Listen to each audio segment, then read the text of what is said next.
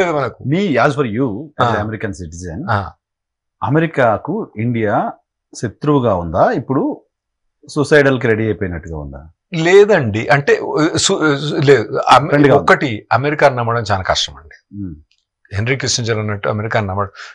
మొన్న యుక్రెయిన్ చూసిండ్రు కదా, అమెరికా ఫస్ట్ అంతే.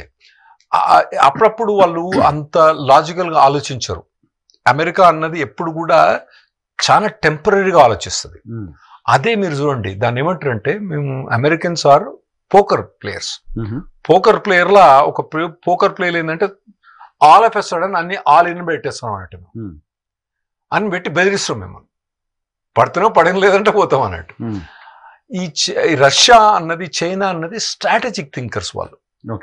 చెస్ ప్లేయర్స్ లా 27 స్టెప్స్ 8 స్టెప్స్ అడ్వాన్స్ మనం ఆలోచించి ఎక్కడ పోవాలి ఏందన్నది ఆలోచించి మనం స్టెప్స్ వేస్తామన్నట్టు.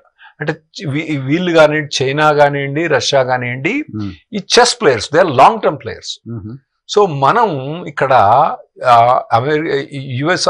ఇండియా ఆలోచించుకోవాల్సింది ఏంటంటే, ఈ అమెరికా తోటి అంత దోస్తానా ఉన్నా కూడా వాళ్ళు చెప్పిన ప్రతి మాట విని వాళ్లకు ఊడిగం చేసుకొని వాళ్ళు చేసినట్టు తోక ఆడిస్తే మాత్రం మనం యుక్రెయిన్ పరిస్థితి మనకైతే మన ఇంట్రెస్ట్ మన లేదు. మన ప్లాన్ ఏ అన్నది అమెరికా తోటి కానే కాదు. Plan B America. Plan A అన్నది మన ఇంట్రెస్ట్ ఏదో మనం చూసుకోవాలి. సో ఇప్పుడు ఇది ఇండియా రిలీజ్ అవడానికి ఇండియా కొంచెం కరెక్ట్ టైంలో రియలైజ్ అయినాం. ఇంకా ముందు మనం ఏదో వీడు అమెరికా వస్తాడు, వాళ్ళతోటి మనం వార్ గేమ్ చేసినాము అమెరికా తోటి చైనా బార్డర్ మీద, ఇక పోయి మనం చైనా మీద తోటి పెట్టుకుందాం అనుకుంటా మాత్రం అక్కడ పోయిన తర్వాత యుక్రెయిన్ పరిస్థితి అయిపోతుంది మనకు. ఇక్కడ మనకి ఇంకోటి కూడా ఉంది కదా, చైనాతో కూడా ప్రాబ్లం ఉంది కదా మనకి. చైనాని మనం స్ట్రాటజిక్ పార్ట్నర్ అనుకొని, ఫ్రెండ్ అనుకొని ఉంటే సడన్ గా చైనా మన పైన 61లో అటాక్ చేసింది. సో చైనాతో ఫ్రెండ్షిప్ కూడా అంత లాయల్ గా లేరు వాళ్ళు కూడా కదా. ఓకే, ఇప్పుడు అందులో 2 సైడ్ స్టోరీస్ ఉన్నాయి. 61లో కూడా వాళ్ళు 61లో అటాక్ చేసినప్పుడు మనకు పార్ట్స్ ఆఫ్ అరుణాచల్ ప్రదేశ్ని ఆక్యుపై చేసిన తర్వాత వాళ్ళు మొత్తం కాంప్రమైజ్ అయిపోయిన తర్వాత, నో కండిషన్స్ మీద కాంప్రమైజ్ అయిపోయిన తర్వాత వాళ్ళు వెనక్కి వెళ్ళిపోయారు. అరుణాచల్ ప్రదేశ్ ఏదైతే వాళ్ళు ల్యాండ్ ఆక్యుపై చేసినారో ఇచ్చేసి వెనక్కి వెళ్ళిపోయినారు వాళ్ళు.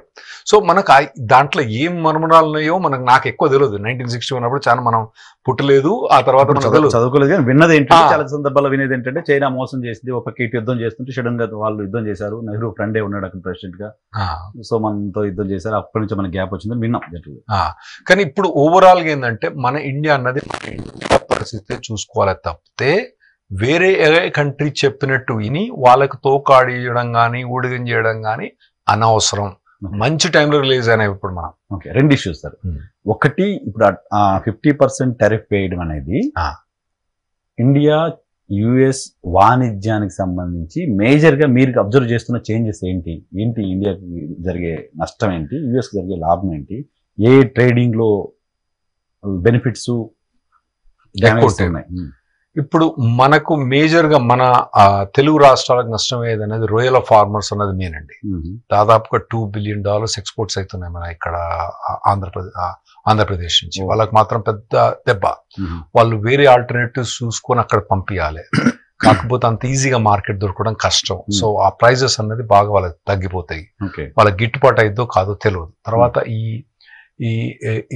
గార్మెంట్స్, ఇది మన బట్టలు మ్యానుఫ్యాక్చరింగ్, ఇవి మాత్రం కూడా మనకు బాగానే దెబ్బతింటాయండి.